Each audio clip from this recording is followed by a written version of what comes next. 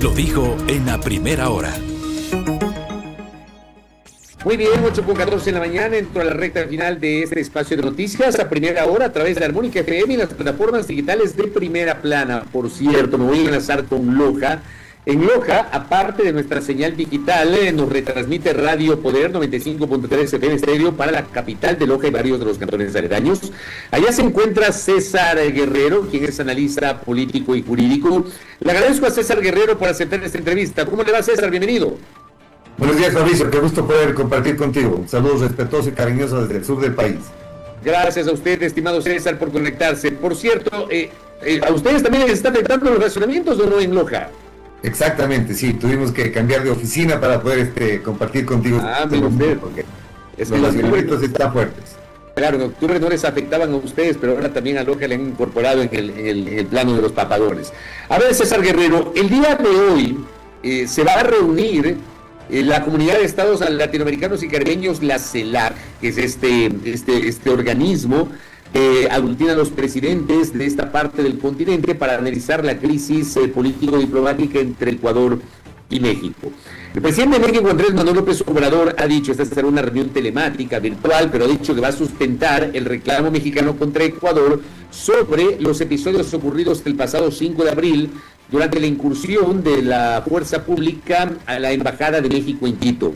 ¿Cómo ves, César Guerrero, el panorama de este impasse diplomático entre los gobiernos de Daniel Noboa y Andrés Manuel López Obrador? Aquí hay que analizarlo desde varios puntos de vista. Primero, ¿por qué se sucedió aquello? Yo creo que la narcodemocracia o la narcopolítica que está incrustada en nuestro país es el principal causante. Si usted recuerda, en Metástasis salió la información de que se le transfirieron $250,000 a un juez para que le dé la libertad al señor licenciado Jorge Glass.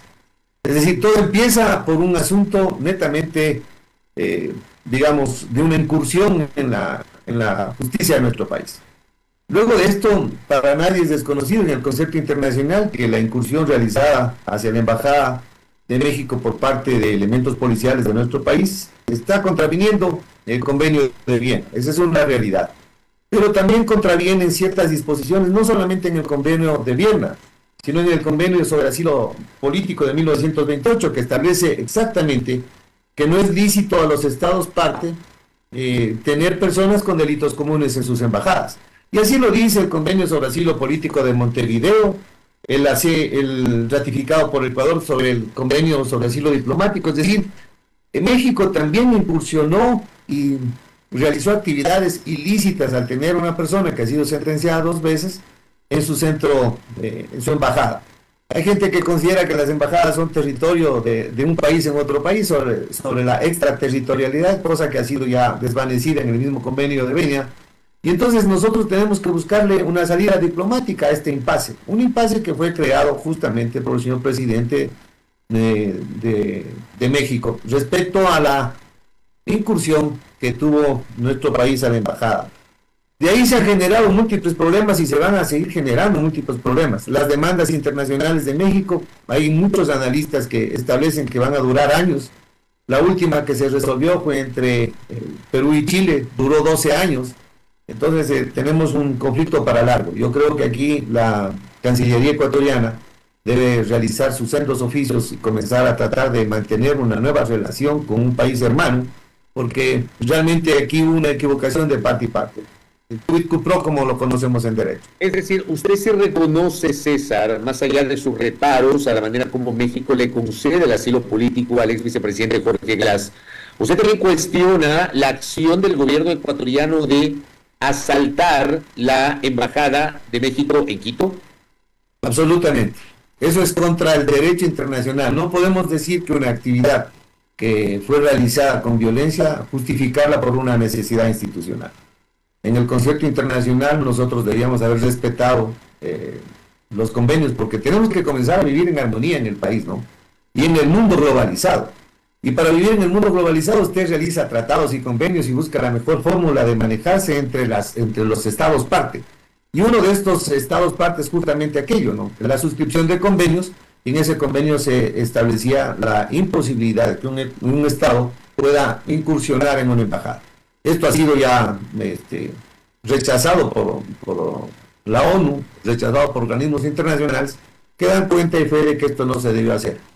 El justificativo es que lo tuvieron como residente a una persona que no debía de tenerlo, ¿no? A una persona que, utilizando el asilo político, intentó fugarse del país para no cumplir su pena. Ahora bien, más allá de esta discusión que creo tiene estos matices que César Guerrero efectivamente lo ha mencionado, la violación a la Convención de Viena, pero también el argumento del gobierno del presidente Noboa de que se violó el Tratado de Caracas sobre el asilo, la una que tiene que ver con la inviolabilidad de las misiones diplomáticas, la de Viena, y el otro que tiene que ver con el asilo. Hay quienes piensan, de alguna manera yo he sostenido también esta tesis, de que de un momento a otro ocurre esto cuando estamos a puertas de la consulta popular. Esto le pudo haber elevado los bonos al presidente de la República, pudo haber tenido una incidencia directa, esta medida que puede ser considerada popular o populista por un segmento de la población, de cara a que a la vuelta de la esquina, César Guerrero, el domingo tenemos la consulta popular, y coincidentemente el asalto a la Embajada de México en Quito ocurre un día después de que se revelan un par de encuestas que hablan de una baja de la aceptación de la propuesta de consulta popular del gobierno. ¿Usted no le relaciona tal vez un interés político de generar ruido con una medida que puede ser popular o populista para garantizar la victoria en la consulta popular, César? En términos generales, en política nada está puesto al azar. Nada es casualidad, dice. No hay casualidades en la política, ¿no es cierto? Bajo este concepto que es reconocido a nivel internacional, podrían darse muchos elementos que podrían sujetarse a justamente aquello, ¿no?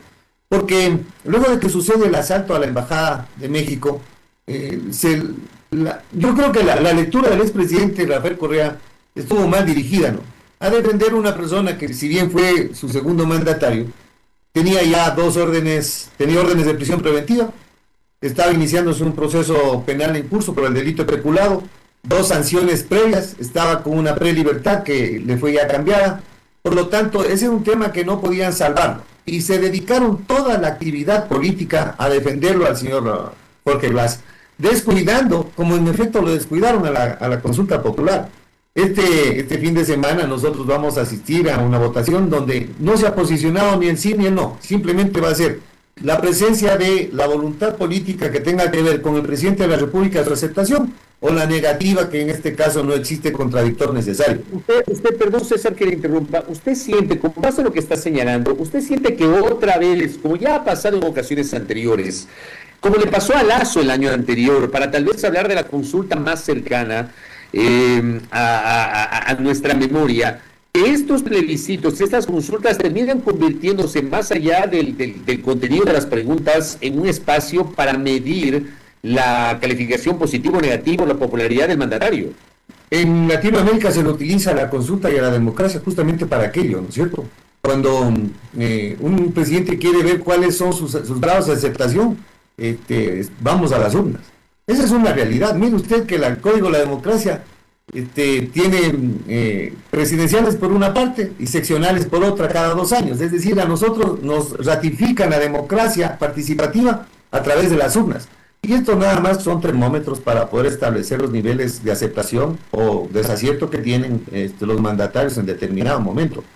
A vista y paciencia, el señor presidente de la República argumentó cuando estuvo de candidato que iba a hacer esta consulta.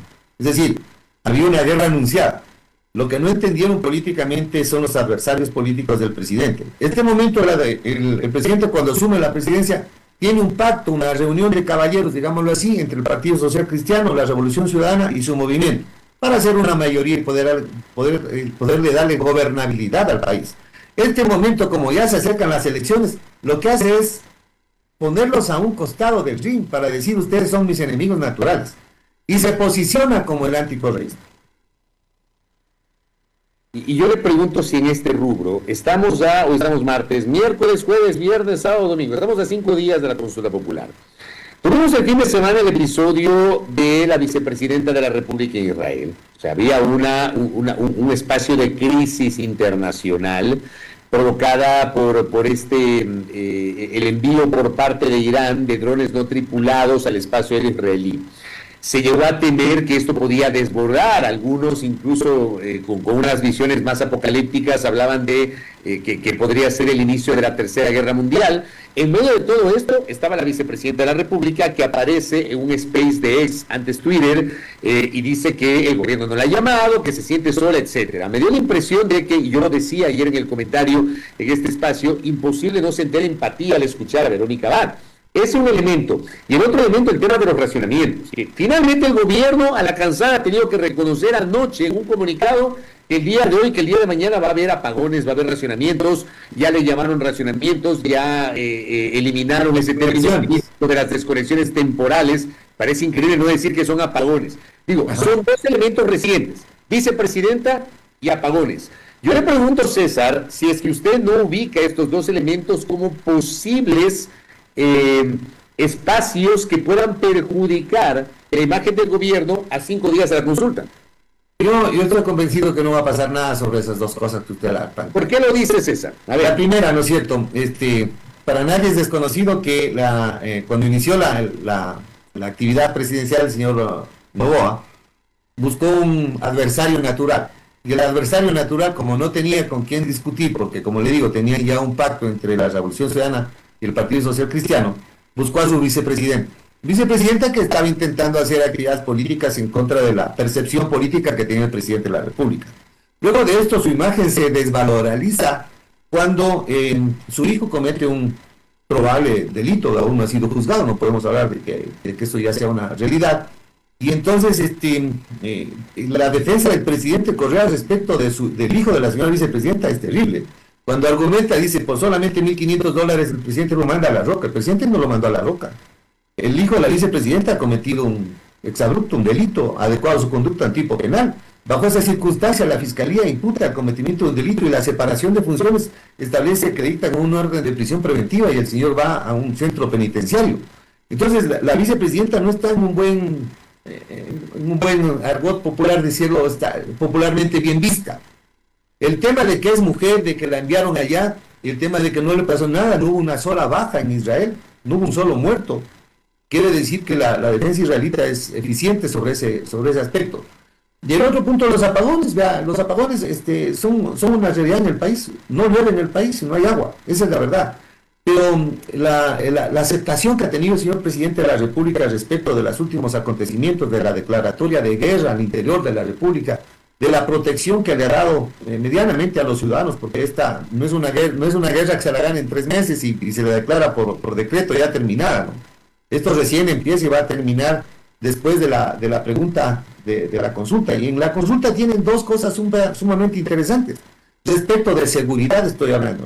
La posibilidad de que las Fuerzas Armadas ya no tengan solamente el patrocinio de la defensa exterior, sino también puedan coadyuvar con la Policía Nacional cuando tengan estos eventos, la posibilidad de realizar los controles previos a los centros de detención.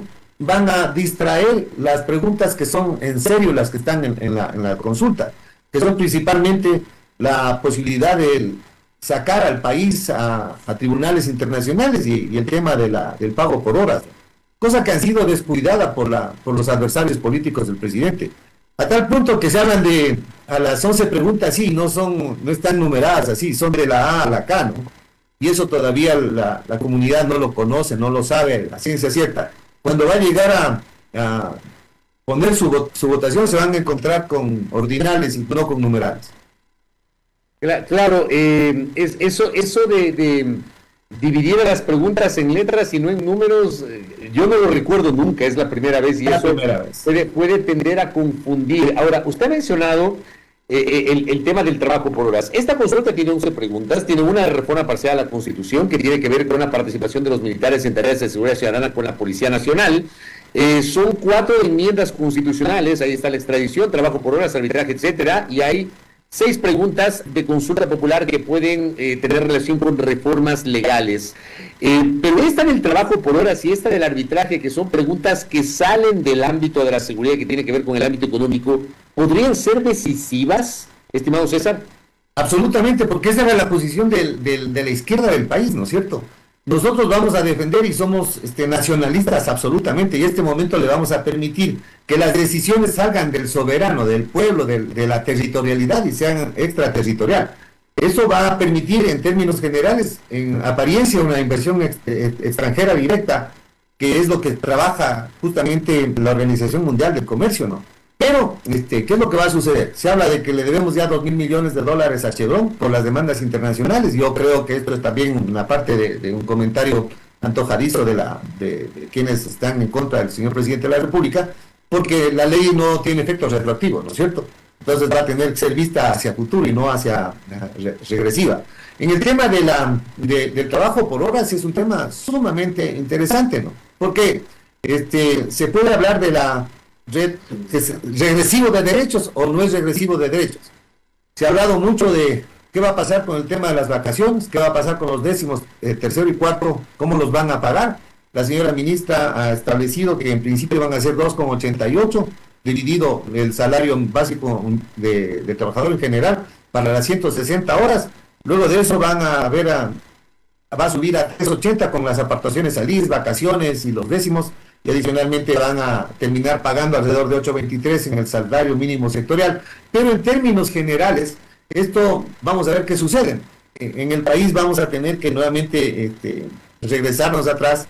Ya las personas, en mi concepto, van a ser regresivos de derechos porque van a mal a usar ciertas instituciones y personas sobre esta posibilidad. Creo que ese es el centro del debate de estas horas de cara a esta pregunta de la consulta que tiene 2 reformas al Código del Trabajo. César Guerrero, le envío un abrazo a la distancia, gracias. Muchas gracias, Fabricio, qué gusto poder compartir contigo. Gracias a César Guerrero, el Cheche Guerrero que ha estado con nosotros desde Loja analizando la política. Primera plana, todas las noticias, todas las voces.